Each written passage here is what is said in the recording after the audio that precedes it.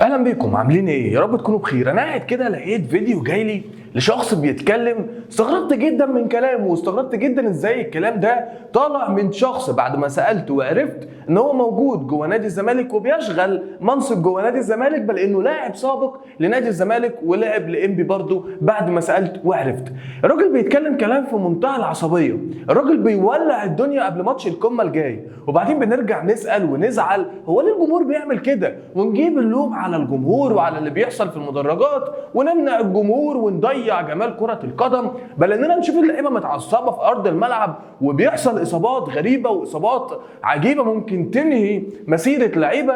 ما هو ده بسبب اللي احنا هنشوفه في فيديو النهارده. لكن قبل ما ندخل في اي حاجه ما تنساش بقى اللايك الجميل عشان الفيديو يوصل لناس كتير، وتعالى بينا نسمع ونشوف اللاعب ده بيقول ايه. بص يا سيدي، اسمع اللاعب بيقول ايه.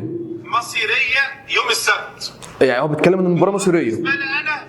بالنسبه لي انا حياه وموت. انا هل من المنطقي ان واحد مسؤول جوه نادي الزمالك ايا كان المنصب اللي بيشغله، او حتى لاعب سابق، سيبك من ان هو بيشغل منصب حاليا جوه نادي الزمالك، ينفع يطلع يقول ان مباراه كره قدم حياه او موت؟ ازاي بتقول على مباراه كره قدم المفروض تسودها الروح الرياضيه وحاجه كده تنافسيه شريفه، الناس بتسيب اللي وراها وبتسيب مشاغلها، الناس بتسافر الاف الكيلومترات وبتدفع فلوس كتيره عشان تتفرج من ارض الملعب، واللي من خلف الشاشات سايب حاجات كتيره جدا وراه عشان يتمتع بكره القدم، عشان يشوف حاجه كده جميله، حاجه بيوصل من خلالها رسائل كتير جميله، روح رياضيه عاليه. ازاي تسميها بالمسمى ده؟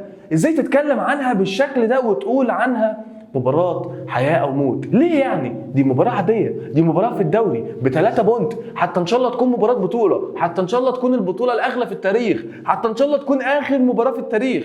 مستحيل تتسمى بالشكل ده، مستحيل ينطبق عليها أو تقول عليها الجملة دي أو تسميها بالمسمى ده أبدا. المهم تعالى نكمل مع بعض ونشوف هو بيقول إيه. اما بقى لعيبه نادي الزمالك بالنسبه لهم حياه او موت وعافيه وذوق هتكسب. حياة أو موت وعافية وذوق هتكسبه، بيكررها أكتر من مرة، خلصنا منها نروح بقى لعافية وذوق هتكسبه. هي عمر كرة القدم ما كانت كده، يعني انت بنتكلم انك لاعب معتزل، هل انت اتعلمت ان كرة القدم عافية؟ هل انت اتعلمت ان كرة القدم عافية وذوق هتكسب؟ ده اللي انت اتعلمته في كرة القدم، ده اللي انت اتعلمته جوه نادي الزمالك قبل ما تعتزل، او جوه نادي انبي او ايا كان الاندية اللي انت لعبت ليها، ده اللي انت اتعلمته في كرة القدم. عمر ما كانت كرة القدم عافية، كرة القدم هي بتتلعب بتستمتع بيها، وجه المكسب اهلا وسهلا، ما جاش المكسب المهم ان انا عملت اللي عليا على ارض الملعب، لان هي في الاول وفي الاخر توفيق من عند ربنا. ممكن تعمل مباراه عاليه جدا وما تفوزش بالمباراه وما تاخدش البطوله وما تعملش اي حاجه، وممكن تعمل مباراه سيئه جدا جدا وبكوره واحده تجيبها هدف وتكسب الماتش عادي جدا، تكسب البطوله عادي جدا.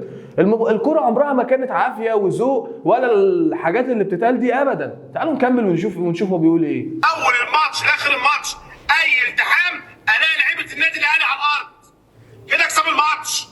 الماتش ده على شرفكم انتوا، الماتش ده الجماهير كلها مستنياكم تكسبوا الماتش ده. اي التحام مع لاعبي النادي الاهلي اشوفهم على الارض، تحريض واضح وصريح للاعيبه نادي الزمالك انهم يأذوا لاعيبه النادي الاهلي اللي المفروض انهم اصحاب عادي بيخرجوا مع بعض عادي. يمكن بعد المباراه نفسها ايا كان الفريق اللي بيفوز ممكن نشوفهم رايحين بيتعشوا مع بعض، نازلين خارجين مع بعض، بيهزروا مع بعض. ما احنا المفروض اللعيبه كده قبل بدايه المباراه بتسلم على بعضها. ليه؟ هي دي الروح الرياضيه، هي دي الروح الرياضيه اللي بتسود كره القدم. فبيحرض لعيبه نادي الزمالك ان هم يأذوا لعيبه النادي الاهلي اللي ممكن فيها نشوف لعيبه بتبطل عادي جدا، اللي ممكن في ثانيه نشوف التيشيرتات بتتبدل، لاعب من الاهلي يلبس تيشيرت الزمالك ولاعب من الزمالك يلبس تيشيرت النادي الاهلي. اللعيبه دي ده اكل عيشها وده اللي فاتح بيوتهم وده اللي مساعدهم على الحياه، فانت عايز تقطع اكل عيشه لمجرد مباراه كره قدم، عايز تزيله مجرد مباراه كره قدم انت عايز تفوز بيها. ده بانهي منطق وبانهي حق؟ بدل ما تهدي الدنيا، لا احنا بنعلي الدنيا، عايزين اي التحام لعيبه النادي الاهلي على الارض، وما ادراكم ده بقى هيعمل ايه في المدرجات. مباراه كره قدم ايه اللي على شرف اللعيبه؟ يعني ايه مباراه كره قدم على شرفكم؟ ايه اللي دخل كره القدم بالشرف وبالكلام ده؟ حقيقه كلام غريب جدا جدا جدا. الحقيقه انا عشان اجيب كلام ارد او اوصف اللي هو بيقوله ده انا مش هلاقي، فانا هسيب لكم انتوا الرد في الكومنتات، ردوا عليه وفهموه يعني ايه كرة قدم. يمكن هو مش فاهم يعني ايه كرة قدم، يعني ايه مباراة كرة قدم، يعني ايه ان احنا في الاول وفي الاخر بني ادمين واخوات واصحاب واهل واقارب وبيننا علاقه جميله جدا. يعني انا ليا اصحاب كتيره جدا زملكاويه، اعرف لعيبه جدا سابقين في نادي الزمالك، اعرف لعيبه حاليين في نادي الزمالك. بنتعامل بمنتهى الادب وبمنتهى الاحترام وبمنتهى الود. يمكن في صحاب ليا قريبين جدا مني زملكاويه، بنتعامل بمنتهى الادب وبمنتهى الاحترام وبمنتهى الود. بنقعد نسمع الماتش سوا، وبنقوم من قدام الماتش بننزل نخرج نتعشى نهزر نضحك نلعب نعمل كل حاجه. ما احنا في الاول وفي الاخر بني ادمين. الكوره دي احنا بنتفرج عليها هي عباره عن 90 دقيقه، الفايز بيكمل نشوه الفوز لحد انتهاء اليوم.